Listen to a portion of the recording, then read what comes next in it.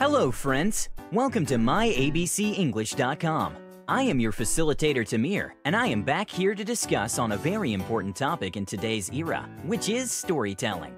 Yes, you heard it right. It's about storytelling as a marketer, entrepreneur, or even a salesperson. It's not a child's play, as it used to be in your childhood, but a really powerful weapon to influence your audience. Why storytelling? It is a medium of engaging your audience to your business idea. You might be surprised to hear that sometimes your business story might be a more effective tool than advertising to influence your customer. It educates your audience about your product or service, and they have realistic expectations from your product.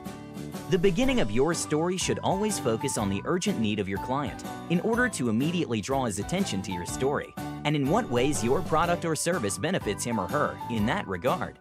If he is able to see his unfulfilled need or desire being satisfied by your product through your story, your job as a marketer is done. And this prospect, who is convinced that your emotions play an important role in influencing your client and drive him to buy your product or service.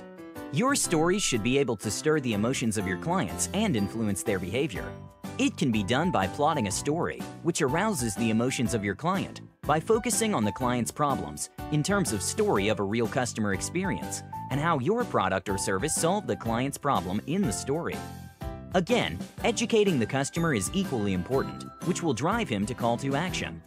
The structure of any storytelling starts with a setting and the main characters in the story to initiate a particular mood of your client through the setting of your story. And of course, the characters of the story will be your real-time customers. Then, you move on to the next part of your story and share your own emotions as a narrator. As we discussed earlier, the main plot of your story should highlight an unexpected problem your earlier client faced. And at this time, you introduce your old loyal customer as an interesting character of your story. You should ensure it's not too long before you reach the climax of the story in order to keep the interest of prospective client in your story alive.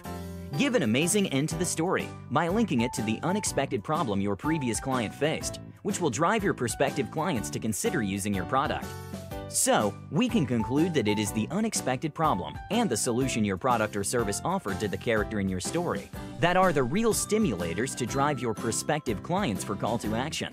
So, make sure that you make the right choice of words and phrases in order to drive your client to action. I hope it was a great learning experience for you and will be another stepping stone in terms of honing your existing skill sets. Don't forget to like and subscribe the channel.